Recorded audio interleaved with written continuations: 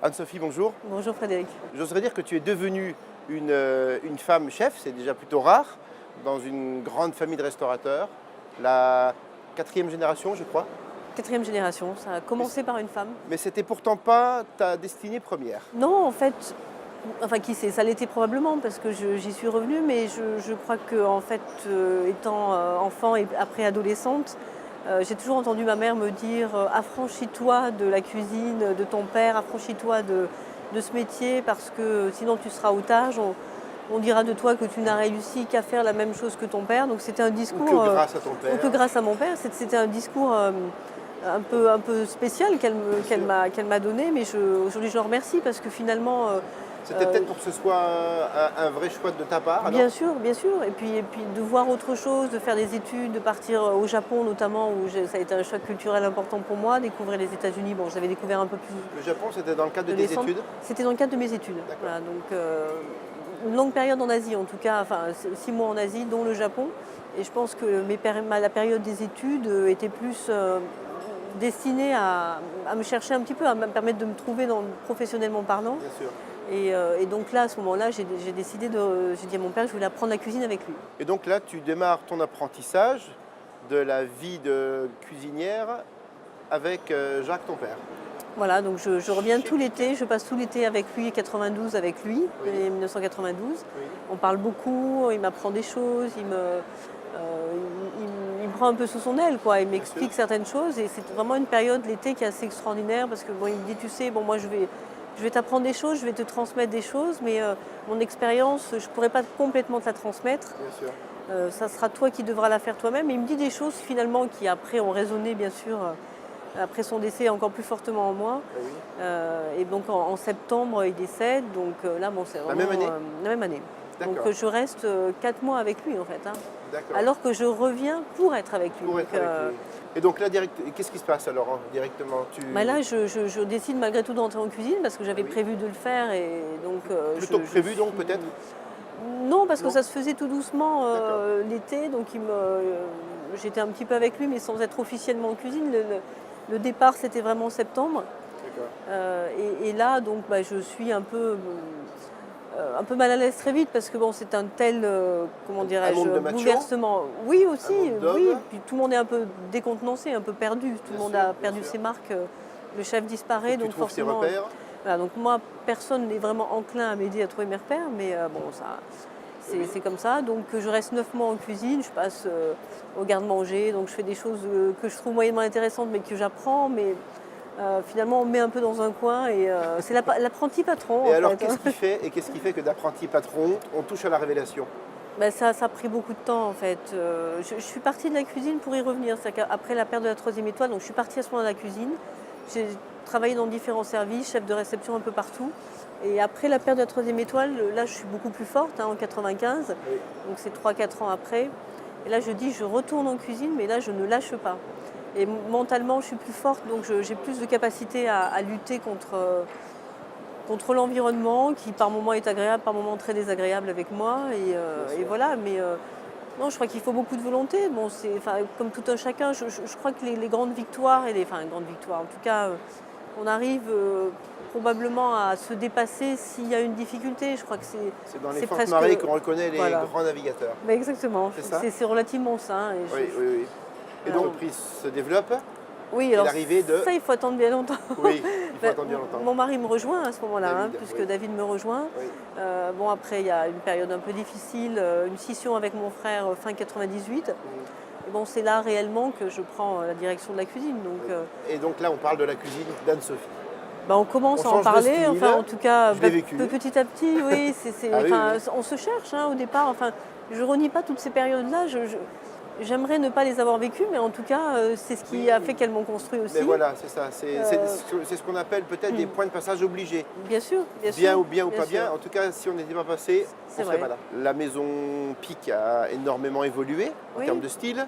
Oui, comment tu as réussi à amener avec tes tripes le style d'Anne-Sophie? C'est peut-être une question pas évidente, mais... Non, c'est pas. Je comprends ce que tu veux dire. Oui. C'est vrai que je crois que c'est par petites touches, c'est-à-dire que On a des maîtres à penser. Moi, j'avais mon père comme maître à penser. J'avais des gens comme Michel Brasse que je trouvais extraordinaire parce qu'il était lui aussi autodidacte. Donc on est obligé, quand on est jeune, je pense, de s'identifier à d'autres qui ont réussi. Et je crois que c'est pas déchoir ou que de l'avouer. Oui. Et moi, Ah je non, m'attachais je me disais, mais Michel Brasse, c'était au moment où il avait 3 étoiles, je commençais mon métier, donc je me disais, mais il a réussi, pourquoi j'y arriverais pas? C'était très utopique, mais en même temps, c'était une humain. capacité humain de Bien pouvoir sûr, s'élever. bien sûr. Et donc voilà, j'avais un peu en regard ce qui faisait de me dire que lui, il avait trouvé son propre chemin et qu'il fallait que je trouve Et le j'en suis mien. capable. Voilà. Et Voilà. j'en suis Et capable. je crois qu'il faut vraiment trouver au fond de soi les choses. Donc, C'est-à-dire que on retrouve la 3e étoile, mais c'est quoi? C'est un objectif ou c'est le simple résultat de ce que tu...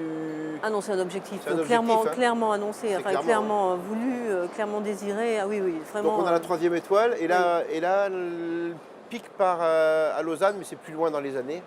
Oui, donc alors, l'année de la 3e étoile 2007, c'est une grande révolution aussi pour nous parce que Bien sûr. forcément beaucoup de travail Ça donne de quoi, réorganisation. un sentiment de confiance pour toi? Oui, en fait, je pense. à partir de ce moment-là, j'oublie que je suis une femme autodidacte. Enfin, je ne l'oublie Voilà. pas parce que je le suis toujours.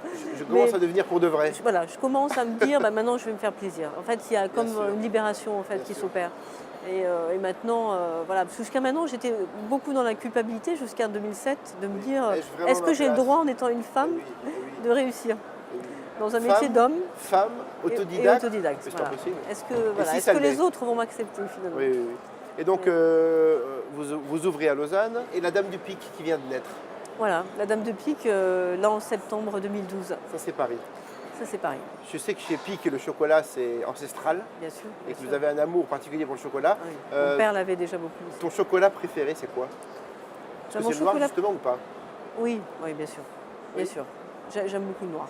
Je suis presque, comment dirais-je, frénétiquement gourmande de chocolat, comme mon père pouvait l'être. Chocolat comme ça ou chocolat transformé, chocolat noir à croquer? Non, vraiment chocolat noir. Chocolat croquer. noir, Vraiment, ok. vraiment. D'accord. Et Dulcé, tu l'as goûté, ce fameux Le chocolat Dulcé, blanc? je l'ai goûté.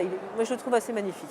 Je le Oui. trouve assez magnifique. Ouais. Alors, c'est ce côté un peu torréfié, mais à la fois Biscuité, laiteux. Et, oui. ouais, je trouve Vous que l'avez déjà travaillé? on l'a pas encore Pas encore travaillé travaillé. vraiment en dessert Donc, à l'assiette, mais donc on pourrait dire que le meilleur reste à venir pour ça. oui. Je sais que chez Pic, il y a plein de projets. Vous avez des projets avec David plein la tête. L'envie de quoi? De divulguer la parole divine à travers le monde. Dame de Pique, c'est ça? Encore? Oui, alors il faut que les choses elles se posent. maturent un petit peu, elles se posent. Parce Oui. que déjà, il faut être capable de former des gens qui vont Des prêcher équipes. la bonne parole. Voilà. Et ça met au minimum 2 ans. Donc on ne peut pas non plus enchaîner les projets comme ça, juste par plaisir. Bien Voilà. sûr. Donc ça Faut que ça demande soit du temps. maîtrisé. Complètement. Mais après, Maîtriser. c'est aussi probablement une volonté pour moi de faire ce que mon père n'a pas eu le temps de faire. Mon père était très peu médiatisé, c'est un homme très discret. Et quelque part, quand je fais ça, je continue à faire perdurer son nom. Donc ça a beaucoup plus de sens Ça a du sens. que ce qu'on peut penser dans mon cœur. En parlant de papa, en parlant de tout ça, et de continuer, c'est quoi les rêves d'Anne-Sophie Pic aujourd'hui? C'est être capable de vivre le moment présent pleinement. Chose que j'ai l'impression d'être incapable de faire. C'est-à-dire que depuis des années, j'ai l'impression de me battre, toujours d'être dans une course en avant. De devoir prouver quelque Et chose? voilà, donc c'est vraiment de vivre pleinement les choses. Mais ça le devient, depuis 2007, il y a beaucoup d'évolution et ça se ressent forcément dans la cuisine. C'est un peu la maturité, bien évidemment, d'être capable de continuer à évoluer. Oui, on est toujours à la recherche du Graal et moi, je suis pas dans une perspective où je me dis je suis arrivée quelque part loin de là. On a parlé ensemble en off tout à l'heure de Valrhona TV. Qu'est-ce que tu penses de cette initiative? Ben, je pense que c'est une très bonne initiative. Le chocolat, c'est la convivialité. Je crois qu'aujourd'hui, le lien social que peut développer la cuisine et la pâtisserie reste une valeur finalement refuge où les gens se sentent bien, ça les rassure, quelque chose qu'ils comprennent, qu'ils connaissent, même si vous êtes devenu très pointu dans plein de choses où justement on est dans l'esthétisme, dans le goût très très raffiné. Oui. En cuisine, c'est aussi cette quête-là, mais en même temps c'est rassurant et ça reste voilà, quelque chose qui n'est pas ni éphémère ni superficiel. Et je Non, trouve pas que du c'est tout. voilà, et c'est bien de Quelque chose de Pendant pas que ceux qui- superficiel, c'est pour ça qu'on interviewe des chefs comme toi. c'est gentil, c'est gentil. En tout cas, Anne-Sophie, je pense que tu le sais, Tu es, je pense, un modèle pour... si Ouais, on imaginait qu'il y avait des femmes qui auraient peur de devenir pâtissières, Oui, oui. Cuisinières, chefs d'entreprise, je pense que tu ne peux que donner de l'assurance et de la volonté oui, et de la mais- crédibilité. Donc pour ça, merci.